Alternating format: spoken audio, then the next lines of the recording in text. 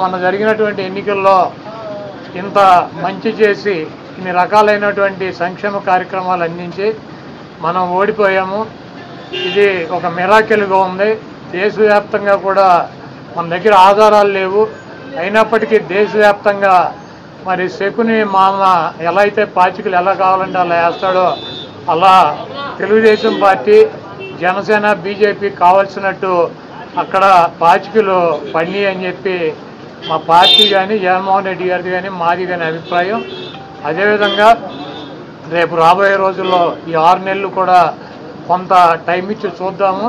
ఆ తర్వాత చంద్రబాబు నాయుడు చెప్పినటువంటి దొంగ హామీలని ఎట్టి పరిస్థితుల్లోనూ నెరవేర్చలేడు. ఎందుకంటే ఇవాళ చూసాం సూపర్ 6 అని పెట్టాడు.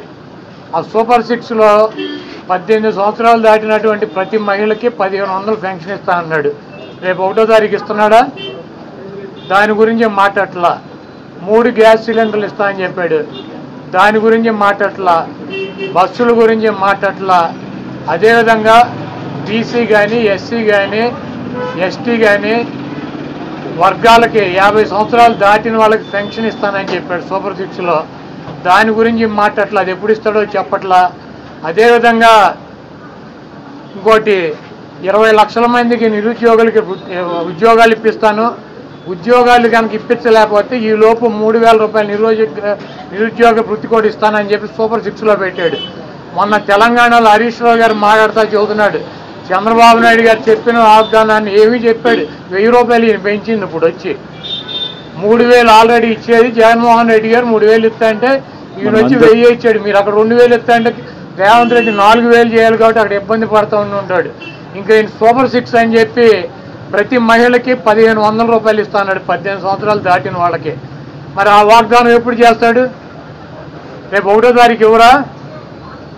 కాబట్టి తెలుగుదేశం పార్టీ ఆయన ఇచ్చినటువంటి వాగ్దానాలను, చంద్రబాబు నాయుడు చేసినటువంటి వాగ్దానాలని పక్కదారి పట్టించడానికి ఊరికినే నిన్నేమో పోలవరం వెళ్ళి వచ్చాడు సోమవారం, మళ్ళీ గురువారం ఏమో అమరావతి వెళ్ళి వచ్చి అక్కడ ఎన్ని తిరిగి ఈయన కాలక్షేపం కబుర్లు, కాలక్షేపం మాటలు, ఊరికినే ఆయన వెళ్ళి అటు ఇటు తిరిగి రావటం తప్పించి ఎప్పుడు నువ్వు సూపర్ 6 అమలు చేస్తున్నావు స్పష్టంగా చెప్పాలని చెప్పి మేము డిమాండ్ చేస్తున్నాం. ఇప్పుడు ఇది ప్రజాస్వామ్య దేశం. ఎవరిని టార్గెట్ చేసుకున్నప్పుడు నేను పోయినంత మాత్రాన నన్ను టార్గెట్ చేస్తే వైఎస్ఆర్ కాంగ్రెస్ పార్టీ ఏం ఆగదు. జగన్మోహన్ రెడ్డి గారు ఇంటికి కూడా వీళ్ళు ఏం పీకలేరు. నన్ను కాదు జగన్మోహన్ రెడ్డి గారినే టార్గెట్ చేస్తారు. ఇక్కడ మీరున్న సెక్యూరిటీ అంతా తీసేసి, గన్మెన్లను తీసేసి, ఇంకా 15 రోజులు ఎలక్షన్ జరగలేదు, కమిటీ సిఫార్సులు రాలేదు, ఇక్కడ మొత్తం అంతా కూడా సెక్యూరిటీ తీసేశారు కదా. తీసేసి ఎల్లో మీడియా కెమెరాలు పట్టుకొచ్చి జగన్మోహన్ రెడ్డి గారి ఇంట్లోకి ఎట్టేళ్ళాలి, గోడదు ఎట్టేళ్ళాలి, ఇవన్నీ కూడా వాళ్ళే చూపిస్తున్నారు. కాబట్టి ఇక్కడ టార్గెట్ ఎవరు దొరికితే ఆ టార్గెట్. ఇటువంటి వాటికి భయపడే ప్రసక్తి లేదు. ఎవడెవడికి టార్గెట్, ఎవడెవడి చేతులు ఏం రాసి ఉందో అవన్నీ పైన ఉన్నటువంటి భగవంతుడు నిర్ణయిస్తాడు. ఎవరి టార్గెట్లు ఎవరికి ఏమవుతుందో చూద్దాం రాబోయే రోజుల్లో.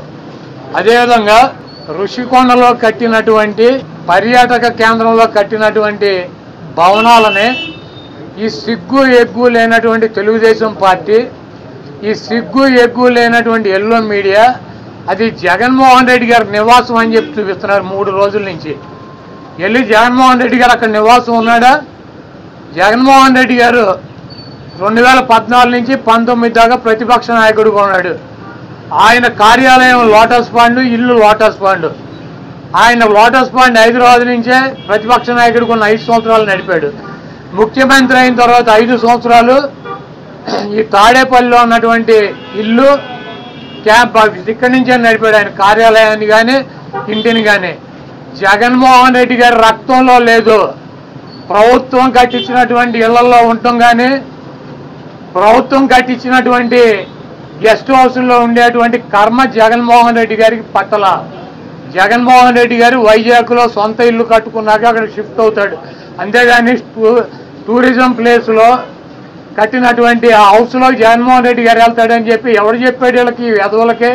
అది జగన్మోహన్ రెడ్డి గారి కోసం కట్టించుకున్నటువంటి ఇల్లు అని చెప్పి రకరకాలైనటువంటి కథనాలు రాస్తున్నారు.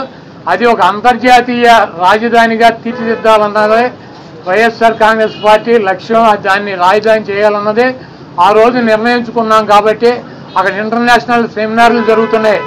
అనేక మంది ఇంటర్నేషనల్ సంబంధించినటువంటి దేశ విదేశాల నుంచి అనేక మంది పారిశ్రామికవేత్తలు వస్తున్నారు. కనీసం వాళ్ళకి సౌకర్యం ఉండటానికి అవకాశం లేనటువంటి పరిస్థితి ఉంది. కాబట్టి ఉత్తరాంధ్రలో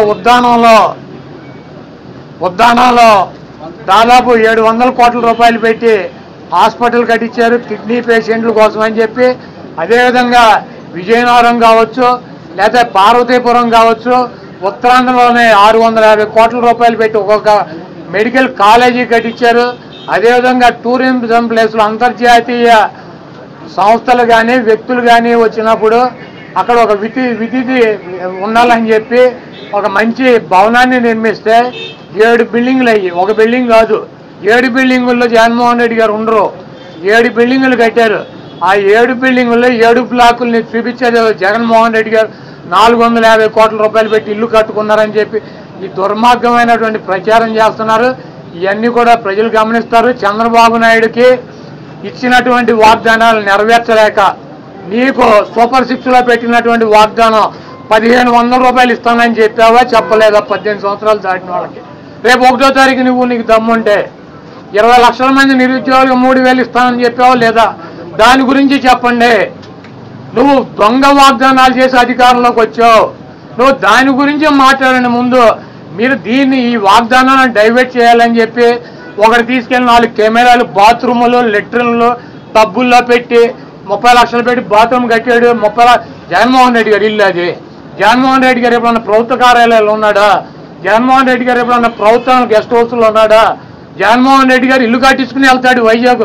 నీకు మళ్ళీ ఎవడో కొంపలో దూరేటువంటి పరిస్థితి జగన్మోహన్ రెడ్డి గారికి ఉండదు. కాబట్టి జగన్మోహన్ రెడ్డి గారికి కట్టించినటువంటి ఇల్లు కాదు అది టూరిజం సంస్థ ద్వారా టూరిజానికి సంబంధించి కట్టించినటువంటి 7 బ్లాకులు వాటిని కట్టారు. వాటికి 400 కోట్ల రూపాయలు ఖర్చు పెట్టి అంతర్జాతీయ సెమినార్లు పెట్టినప్పుడు రాష్ట్రపతితో ప్రధానమంత్రి ఈ రాష్ట్రానికి రాజధాని కాబట్టి అది విఐపీలు వచ్చినప్పుడు అక్కడ వసతి గృహాలు ఉండాలని చెప్పి వాటిని అంతర్జాతీయ స్థాయిలో నిర్మించారు తప్పించి అది జగన్మోహన్ రెడ్డి గారి కోసం కట్టినటువంటి ఇల్లు కాదు. ఫర్నిచర్ అంతా ప్రభుత్వం ఫర్నిచర్ అంతా కూడా వాడుకుంటున్నారు. ఫర్నిచర్ దొంగ అంటూ కూడా టీడీపీ నేతలు కోడేశ్వర ప్రసాద్ గారు అసెంబ్లీలో ఉండాల్సినటువంటి ఫర్నిచర్ని తీసుకువెళ్ళి ఎక్కడేసాడు? ఆయన బైక్ షోరూమ్లో వేసుకున్నాడు. అసెంబ్లీలో ఉండాల్సినటువంటి ఫర్నిచర్ బైక్ షోరూమ్లో వేసుకుంటే వాడిని దొంగ అంటారు. సీఎం క్యాంపు కార్యాలయానికి ప్రభుత్వం వచ్చినటువంటి విజిటర్స్ కోసం ఒక కార్యాలయం సీఎం జగన్మోహన్ రెడ్డి గారి కార్యాలయం అయితే ఒక 10 మంది 20 మంది కూర్చుంటాకుంటుంది. ఒక ముఖ్యమంత్రి కార్యాలయం కాబట్టి అక్కడ అదనపు వసతులు కావాలని చెప్పి ప్రభుత్వం కల్పిస్తుంది. ముష్టి పట్టుకుపోతే పట్టుకుపోండి, లేకపోతే డబ్బు విలువ చెప్తే కడతామని ఫస్ట్ రోజు చెప్పాం. దీని గురించి ఏమైనా రాద్దాం కావాలంటే పట్టుకుపోండి. తొక్కలో ఫర్నిచరు ఎంత? ముష్టి ఫర్నిచర్ ఎంత ఉంటుంది? కావాలంటే పట్టుకురండి. మేము షోరూమ్లో వేసుకున్నాం, తీసుకెళ్ళి మా సాక్షి ఆఫీసులో వేసామా? కాదు, మాకు క్యాంప్ ఆఫీసులో పెట్టినటువంటి ఫర్నిచర్ తీసుకెళ్ళి సాక్షి ఆఫీసులో వేసుకున్నావా? దొంగ అంటే అసెంబ్లీలో ఉండాల్సినటువంటి ఫర్నిచర్ని తీసుకుని బైక్ షోరూమ్ నీ సొంత షోరూమ్లు వేసుకుంటే వాడిని దొంగ అంటారు. అంతేగాని క్యాంప్ ఆఫీసులో ఇచ్చినటువంటి ఫర్నిచర్ క్యాంప్ ఆఫీసులో ఉంటే దానికి కావాలంటే డబ్బు కడతాం, లేదంటే ఫర్నిచర్ తీసుకుపోమని చెప్పాం. దానికి దొంగ ఇవన్నీ పనికిరాని మాటలు. ఋషికొండ ఫర్నిచరు దాడులు, కోడల నాని టార్గెట్, జగన్మోహన్ రెడ్డి టార్గెట్, ఇక్కడ పోలీసులు తీసాం. ఇవన్నీ సొల్లు పురాణం. మీ చేతనేం చేసుకోండి, నో ప్రాబ్లం.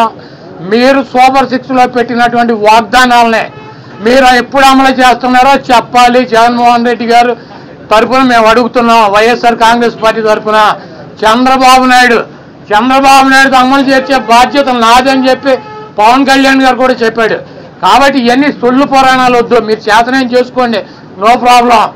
మీరు ఎవరిని చంపేయాలో చంపేయండి, ఎవరిని కొట్టాలని ఉన్నారు కొట్టండి, ఏం చేయాలని ఉన్నారు చేసుకోండి. మీరు సూపర్ 6లో ఇచ్చినటువంటి వాగ్దానాలనే 1వ తారీఖు నుంచి 4000 పెన్షన్తో పాటు అమలు చేస్తున్నారా లేదా? దీనికి స్పష్టంగా సమాధానం చెప్పండి. సార్, జగన్ గారి యాత్ర ఎప్పటి నుండి స్టార్ట్ అయ్యే అవకాశం ఉందండి?